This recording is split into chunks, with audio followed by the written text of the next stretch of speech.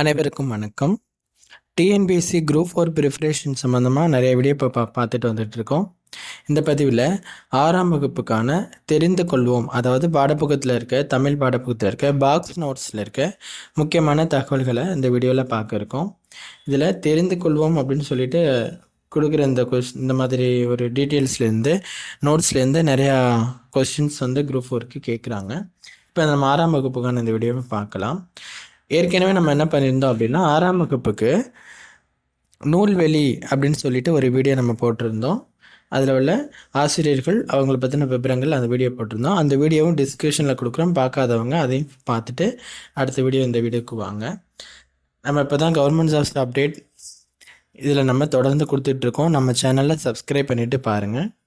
தொடர்ந்து இந்த மாதிரி டிஎன்பிஎஸ்சி ப்ரிப்பரேஷன் வீடியோவும் இதில் நம்ம பார்க்க இருக்கோம். வாங்க இந்த தெரிந்து கொள்வோம் பாக்ஸ் நோட்ஸ்க்கு போகலாம். இது 6ஆம் வகுப்பு பாடப்புத்தகத்துக்கானது.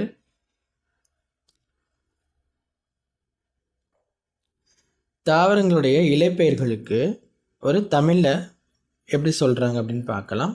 இப்போ ஆல், அரசு, மா, பலா, வாழை இதுக்கெல்லாம் இலைன்னு தான் சொல்லுவோம். அகத்தி, பசலை, முருங்கை இதெல்லாம் கீரைன்னு சொல்லுவோம். அருகு, கோரை இதெல்லாம் என்ன சொல்லுவோம் அப்படின்னாக்கா புல்லுன்னு சொல்லுவோம். நெல், வரகு இதுக்கு தாள் அப்படிங்கிற மாதிரியும், மல்லியோட இலை வந்து தலைன்னு சொல்லுவோம். சப்பாத்து கள்ளி, தாளை இதுக்கு வந்து மடல்னு சொல்லுவோம். கரும்பு, நாணல் இதோட இலைகளை வந்து தோகைன்னு சொல்லுவோம். பனை, தென்னை இதோட இலைகளை ஓலைன்னு சொல்லுவோம். கமுகு அதாவது பாக்கு இது வந்து கூந்தல் அப்படின்னு சொல்லுவோம். ஒவ்வொரு தாவரத்திற்கும் அதோடைய இலைப்பெயர் வந்து தமிழ் வந்து வேறுபாடு இருக்குது அப்படிங்கிற மாதிரி அவங்க இதை கொடுத்துருக்காங்க. இது ஞாபகத்தில் வச்சுக்கோங்க. அடுத்த சில நூலில் இருக்க பாடல் வரிகளை பார்க்கலாம். நிலம், தீ, நீர், வழி, விசும்போடு ஐந்தும் கலந்த மயக்கம் உலகம் ஆதலின் இது வந்து தொல்காப்பியத்தில் உள்ள பாடல்.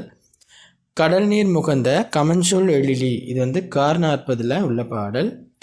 நெடு வெள்ளூசி நெடுவாசி பரந்தவடு இது வந்து 18 வர்ற பாடல்.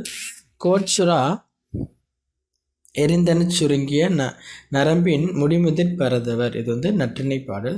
இந்த பாடலை கொடுத்து இது எந்த நூலுடைய பாடல் அப்படின்னு சொல்லி கேட்பாங்க, வாய்ப்பு இருக்குது. அதை நீங்கள் தெரிஞ்சுக்கணும். அடுத்து தமிழ் எண்களை அறிவோம் அப்படிங்கிறதுல 1லிருந்து 10 வரைக்கும் தமிழில் அதற்கு தமிழ் எண்கள் அப்படின்னு சொல்லிட்டு இருக்குது. 1க்கு கா போல இருக்கும், 2க்கு ஊ போலவும், 3க்கு வந்து ஞா போலவும், 4 வந்து சா போன்றும், 5க்கு ரூ போன்றும், 6க்கு வந்து சு போன்றும், 7க்கு ஏ போன்றும், 8க்கு ஆ போன்றும், 9க்கு கூ போன்றும், 10க்கு 1க்கு வர்ற கா மாதிரியும், 0க்கு பதிலாக ஒரு புள்ளி வைக்கிற போல் ஒரு பூஜ்ஜியம் மாதிரி இருப்பாங்க கொடுத்துருக்காங்க. இதுதான் தமிழ் எண்கள். இதை நீங்கள் ஞாபகத்தில் வச்சுக்கோங்க. ஏதாச்சும் ஒரு நம்பரை கொடுத்து இதோடைய தமிழ் எண்கள் என்ன அப்படின்னு சொல்லி கேட்கலாம். கொஸ்டின்ஸ் எப்போ மறந்துடாமல் வச்சுக்கோங்க. அடுத்து கப்பல் பறவை பார்க்கலாம். சிறகடிக்காமல் கடலையும் தாண்டி பறக்கும் பறவை வந்து கப்பல் பறவை. இது தரையிறங்காமல் 400 கிலோமீட்டர் வரை பறக்கும். அதாவது தரையிறங்காமல் அதிக தூரம் பறக்கிற பறவை வந்து கப்பல் பறவைன்னு சொல்லிட்டோம். அது எவ்வளோ கிலோமீட்டருக்கு பறக்குது அப்படின்னா 400 கிலோமீட்டர் வரைக்கும் பறக்குது. இது கப்பல் கூளைக்கடா கடற்கொள்ளை பறவை என்னும் அழைக்கப்படுகிறது. அப்படின்னா இந்த பறவையை அழைக்கலாம்.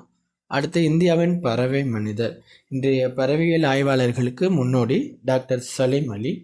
தம் வாழ்நாள் முழுவதும் பறவைகளை பற்றி ஆராய்ச்சி செய்வதிலும் அவற்றை படம் பிடிப்பதிலும் ஈடுபட்டார். அதனால் இவர் இந்தியாவின் பறவை மனிதர் என்று அழைக்கப்படுகிறார். இந்தியாவின் பறவை மனிதர் யார் அப்படின்னாக்க டாக்டர் சலீம் அலி. ஞாபகத்தில் வச்சுக்கோங்க. இவர் என்ன பண்ணியிருக்காருன்னா பறவைகள் பற்றின பல நூல்கள்லாம் அவர் எழுதியிருக்காரு. இவருடைய வாழ்க்கை வரலாற்றுக்கு உள்ள அந்த நூலுக்கான பெயர் வந்து எப்படி வச்சுருக்காரு அப்படின்னா சிட்டுக்குருவியின் வீழ்ச்சி அப்படின்னு வச்சுருக்காங்க. இப்போ நம்ம பார்த்துக்கிற ஒவ்வொரு விஷயத்தையும் கொஸ்டின்னாக கேட்கலாம். மைண்டில் தெளிவாக எடுத்துக்கோங்க, உள்வாங்கிக்கோங்க. அடுத்து நம்ம பார்க்க போகிறது ஆர்டிக் ஆலா அப்படிங்கிற ஒரு பறவை. உலகிலேயே நெடுந்தொலைவு அதாவது 22,000 கிலோமீட்டர் பயணம் செய்யும் பறவை இனம் என்ன அப்படின்னாக்க ஆர்டிக் ஆலா. உலகிலேயே நெடுந்தொலைவு 22,000 கிலோமீட்டர் பயணம் செய்யும் பறவை இனம் ஆர்டிக் ஆலா. ஞாபகத்தில் வச்சுக்கோங்க. பறவை பற்றிய படிப்பு ஆர்னித்தாலஜி எனப்படும். பறவை பற்றிய படிப்பு ஆர்னித்தாலஜி ஞாபகத்தில் வச்சுக்கணும். அதோட சேர்த்து உலக சிட்டுக்குருவிகள் நாள் வந்து மார்ச் மாதம் 20ஆம் தேதி. மார்ச் 20 தான் என்ன உலக சிட்டுக்குருவி நாள். ஓகேங்க. அடுத்து வானை அழைப்போம், கடல் மீனை அழைப்போம், சந்திர மண்டலத்தியல் கண்டு தெளிவோம், சந்தி பெருப்புக்கம் சாத்திரம் கற்போம். இந்த பாடலில் பாடினது பாரதியார். அடுத்து, மனித முயற்சிகளுக்கு மாற்றாக தானே இயங்கும் எந்திரம் தானியங்கி ஆகும். இவை தோற்றத்தில் மனிதர் போல இல்லாமலும் இருக்கலாம், ஆனால் மனிதர்களைப் போல செயல்களை நிறைவேற்றும் என்று பிரிட்டானிக் கலைக்களஞ்சியம் தானியங்களுக்கு விளக்கம் தருகிறது. அடுத்து, உலகிலேயே முதலாக சவுதி அரேபியா ஒரு ரோபோவுக்கு குடியுரிமை வழங்கியுள்ளது. முதலாக ரோபோவுக்கு குடியுரிமை வழங்கிய நாடு எதுன்னு கேட்டிருக்காங்க, சவுதி அரேபியா. இந்த ரோபோவின் பெயர் சோபியா. அந்த குடியுரிமை வழங்கிய ரோபோவின் பெயர் சோபியா. மேலும் ஐக்கிய நாடுகள் சபை புதுமைகளின் வெற்றியாளர் என்னும் பட்டத்தை சோபியாவுக்கு வழங்கியுள்ளது. ஐநா சபை இந்த சவுதி அரேபியாவில் குடியுரிமை வாங்கிய அந்த சோபியா அப்படிங்கிற அந்த ரோபோக்கு புதுமைகளின் வெற்றியாளர் என்னும் பட்டத்தை வழங்கியிருக்காங்க. உயிரில்லாத ஒரு பொருளுக்கு ஐநா சபை பட்டம் வழங்குவது இதுதான் முதல் முறை. என்னை போன்ற எந்திர மனிதருக்கு இப்பட்டம் வழங்கப்பட்டது எனக்கு மற்றற்ற மகிழ்ச்சி. ரோபோ சொல்கிற மாதிரி கொடுத்துருக்காங்க. இதில் நிறைய விஷயங்கள் இருக்குது. இதை நீங்கள் மைண்டில் ஏற்றிக்கோங்க. அப்போ தான் உங்களுக்கு இதில் எப்படி கேள்வி கேட்டாலும் புரியும். அடுத்து, காமராசரின் சிறப்பு பெயர்கள் சிலது கொடுத்துருக்காங்க. பெருந்தலைவர், படிக்காத மேதை, கர்ம வீரர், கருப்பு காந்தி, ஏழை பங்காளர், தலைவர்களை உருவாக்குபவர் சொல்லிட்டு இது எல்லாமே காமராசருக்கு கொடுத்துருக்க சிறப்பு பெயர்கள். காமராசருக்கு செய்யப்பட்ட சிறப்புகள் அப்படின்னா தமிழ்நாட்டிலேருந்து என்ன பண்ணாங்க அப்படின்னாக்க, மதுரை பல்கலைக்கழகத்துக்கு மதுரை காமராசர் பல்கலைக்கழகம் அப்படின்னு பெயர் சொல்லியிருக்காங்க. நடுவண் அரசு 1976 பாரத ரத்னா விருதை வழங்கியது. காமராசருக்கு எப்போ பாரத ரத்னா கொடுத்தாங்கன்னா 1976. அடுத்து, காமராசர் வாழ்ந்த சென்னை இல்லம் மற்றும் விருதுநகர் இல்லம் ஆகியன அரசுடைமையாக்கப்பட்டு நினைவில்லங்களாக மாற்றப்பட்டன. சென்னை மெரினா கடற்கரையில் சிலை நிறுவப்பட்டது. சென்னையில் உள்ள உள்நாட்டு விமான நிலையத்திற்கு காமராசர் பெயர் சூட்டப்பட்டுள்ளது. கன்னியாகுமரியில் காமராசருக்கு மணிமண்டபம் 2/10/2000 அமைக்கப்பட்டுள்ளது. எப்போ அமைச்சாங்கன்னா 2ஆம் தேதி 10வது மாதம் 2000 கன்னியாகுமரியில் காமராசருக்கு மணிமண்டபம் அமைச்சிருந்தாங்க. ஆண்டுதோறும் காமராசர் பிறந்த நாளான ஜூலை 15ஆம் நாள் கல்வி வளர்ச்சி நாளாக கொண்டாடப்படுகிறது. கல்வி வளர்ச்சி நாள் என்னன்னு கேட்பாங்க. ஜூலை மாதம் 15ஆம் தேதி. அது அன்று காமராஜரோட பிறந்த நாள். அடுத்து, ஆசியா கண்டத்திலேயே மிக பெரிய நூலகம் எங்கே இருக்குது அப்படின்னாக்கா சீனாவில் இருக்குது. மிகப்பெரிய நூலகம் இது சீனாவில் இருக்குது. நீங்கள் குழப்பிக்கக்கூடாது. வேறு விதமான நூலகங்கள் இருக்குது, அப்படியும் மாற்றி கேட்பாங்க. அடுத்து, அண்ணா நூற்றாண்டு நூலகத்தின் 8 தளங்கள். அண்ணா நூற்றாண்டு நூலகத்தில் 8 தளங்கள் இருக்குது. ஒவ்வொரு தளங்கள்லையும் ஒவ்வொரு நூல்கள் இருக்குது அப்படிங்கிற மாதிரி கொடுத்துருக்காங்க. தரைத்தளத்தில் என்ன இருக்குது அப்படின்னு பார்த்தோம் அப்படின்னாக்கா சொந்த நூல் படிப்பகம், பிரெய்லி நூல்கள். இந்த பிரெய்லி நூல்கள் அப்படிங்கிறது கண்ணு தெரியாதவங்க, பார்வை குறைபாடு உள்ளவங்க, பார்வையற்றவர்கள் படிப்பதற்கான நூல்கள். முதல் தளம் குழந்தைகள் பிரிவு பருவ இதழ்கள். 2ஆம் தளம் தமிழ் நூல்கள் இருக்குது. 3ஆம் தளத்தில் கணினி அறிவியல், தத்துவம், அரசியல் நூல்கள் இருக்குது. 4ஆம் தளத்தில் பொருளியல், சட்டம், வணிகவியல், கல்வி சம்பந்தப்பட்ட நூல்கள் இருக்குது. 5ஆம் தளத்தில் கணிதம், அறிவியல், மருத்துவம். 6ஆம் தளத்தில் பொறியியல், வேளாண்மை, திரைப்படக்கலை. 7ஆம் தளத்தில் வரலாறு, சுற்றுலா, அரசு கீழ்திசை சுவடிகள் நூலகம். 8ஆம் தளத்தில் கல்வி, தொலைக்காட்சி, நூலகத்தின் அலுவலக பிரிவு. இதெல்லாம் 8 தளமாக பிரித்து வச்சுருக்காங்க. அடுத்து, நூலகத்தில் படித்த உயர்நிலை அடைந்தவர்கள் சிலர்: அறிஞர் அண்ணா, ஜவஹர்லால் நேரு, அண்ணல் அம்பேத்கர், கார்ல் மார்க்ஸ். இவங்கெல்லாம் நூலகத்தில் படித்து உயர்நிலை அடைந்தவங்கன்னு சொல்லிட்டு தெரிந்து கொள்வோம்ல கொடுத்துருக்காங்க.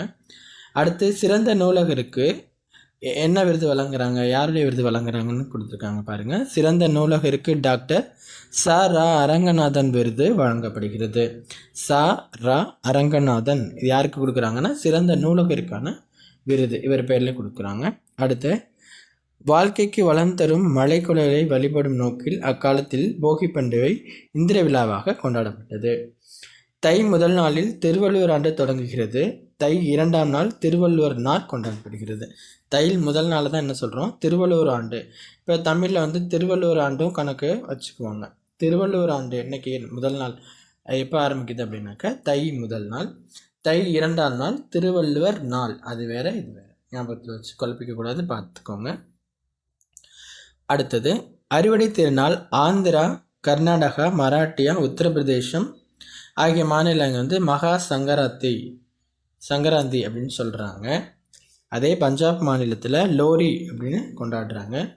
குஜராத், ராஜஸ்தான் மாநிலத்தில் உத்தராயன் அப்படின்னு சொல்கிறாங்க. அடுத்து நம்ம பார்க்க வருது மாமல்லபுரத்தில் காண வேண்டிய இடங்கள். அர்ச்சுனன் தபசு, அங்கே வந்து ஒரு 9 இடங்கள் பார்க்குற மாதிரி கொடுத்துருக்காங்க. ஒன்று அர்ச்சுனன் தபசு, கடற்கரை கோவில், பஞ்சபாண்டவர் ரதம், ஒற்றைக்கல் யானை, குகை கோவில், புலிகுகை, திருக்கடல் மல்லை, கண்ணனின் வெண்ணெய் பந்து, கலங்கரை விளக்கம். இந்த 9 மாமல்லபுரத்தில் நீங்கள் பார்க்கலாம். சிற்பக்கலை வடிவமைப்புகள் 4 வகைப்படும் சொல்லியிருக்காங்க. ஒன்று குடைவரை கோயில்கள், 2வது கட்டுமான கோயில்கள், 3வது ஒற்றைக்கல் கோயில்கள், 4வது புடைப்பு சிற்பங்கள். இந்த 4 வகைகள் காணப்படும் ஒரே இடமும் மாமல்லபுரம் தான். அதை ஞாபகத்தில் வச்சுக்கோங்க. அடுத்து நெய்தல் திணை பற்றி ஒரு குறிப்பு கொடுத்துருக்காங்க. நெய்தல் திணை வந்து நிலம், அதோட நிலம் வந்து எப்படின்னா கடலும் கடல் சார்ந்த இடமாக இருக்கும். மக்கள் வந்து எப்படி சொல்லுவாங்க அப்படின்னா பரதவர் பரத்தியர் அப்படின்னு சொல்லுவாங்க. அவங்களுடைய தொழில் வந்து மீன் பிடித்தல், உப்பு விளைவித்தல். பூ வந்து தாழம்பூ. இது இவங்களுக்கும் ஒவ்வொரு திணைக்கும் மாறும், அதை நீங்கள் பார்த்துக்கோங்க. அடுத்து தெரிந்து கொள்வோம்ல பாடல் வரிகள் ஒரு சிலதை பார்க்கலாம். தமிழ்நாடு விளைந்த வெண்ணெய் தந்து பிறநாட்டு உப்பின் கொள்ளை சாற்றி உமனர் போகலும், இது நற்றிணை பாடல். பாலோடு வந்து கூழோடு பெயரும், இது குறுந்தொகை பாடல்.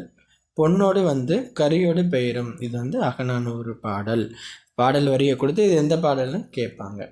வேலு நாச்சியாரின் காலம் அப்படின்னு பார்த்தீங்க அப்படின்னா 1730ஆம் ஆண்டிலிருந்து 1796, இதுதான் அவங்களுடைய காலம், வாழ்ந்த நாட்கள். வேலு நாச்சியார் சிவகங்கையை மீட்ட ஆண்டு 1780.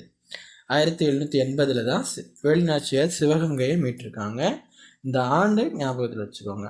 ஜான்சி நாட்டுக்கு முன்பே ஆங்கிலேயரை எதிர்த்து வீரப்போர் புரிந்தவர் வேலு நாச்சியார், அதை ஞாபகத்தில் வச்சுக்கணும்.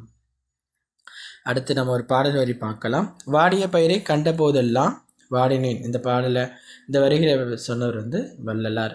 அடுத்து வாழ்க்கை என்பது நீ சாகும் வரை அல்ல, மற்றொரு மனதில் நீ வாழும் வரை, இந்த வரிகளை சொன்னது அன்னை தெரசா.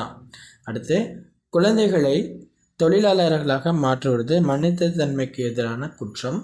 உலகத்தை குழந்தைகளில் கொண்டு பாருங்கள், உலகம் அழகானது. இது யார் சொன்னது அப்படின்னாக்க கைலாஷ் சத்யார்த்தி. இந்த கைலாஷ் சத்யார்த்தி அப்படிங்கிறவங்க நம்ம உலக அமைதிக்கான நோபல் பரிசு பெற்றவங்க. குழந்தை தொழிலாளர்களெல்லாம் மீட்டு அவங்கள படிக்க வைக்கிறது, இந்த மாதிரியான விஷயங்கள்லாம் பண்ணக்கூடியவர், மிகவும் பிரசித்தி பெற்றவர். அவருடைய 6ஆம் வகுப்பு பாடத்தில் அவரை பற்றின விவரங்களும் இருக்குங்க. இப்போ நம்ம தெரிந்து கொள்வோம்ல 6ஆம் வகுப்பு பாடத்துக்காக பார்த்துட்டோம். அடுத்து 7ஆம் வகுப்பு 8ஆம் வகுப்புன்னு தொடர்ந்து பார்க்கலாம். நூல்வெளி 6ஆம் வகுப்புக்கும் போட்டிருக்கோம், பாடத்து இது போட்டிருக்கோம், மற்ற வகுப்புகளுக்கு உள்ளதும் வரும். தொடர்ந்து நம்ம சேனலை சப்ஸ்கிரைப் பண்ணிவிட்டு வாட்ச் பண்ணிவிட்டு வாங்க. உங்கள் நண்பர்களுக்கும் இந்த வீடியோ ஷேர் பண்ணுங்கள். அவங்களுக்கும் படிக்கிறாங்க அப்படின்னா அவங்களுக்கும் பயனுள்ளதாக இருக்கும். தேங்க்யூ.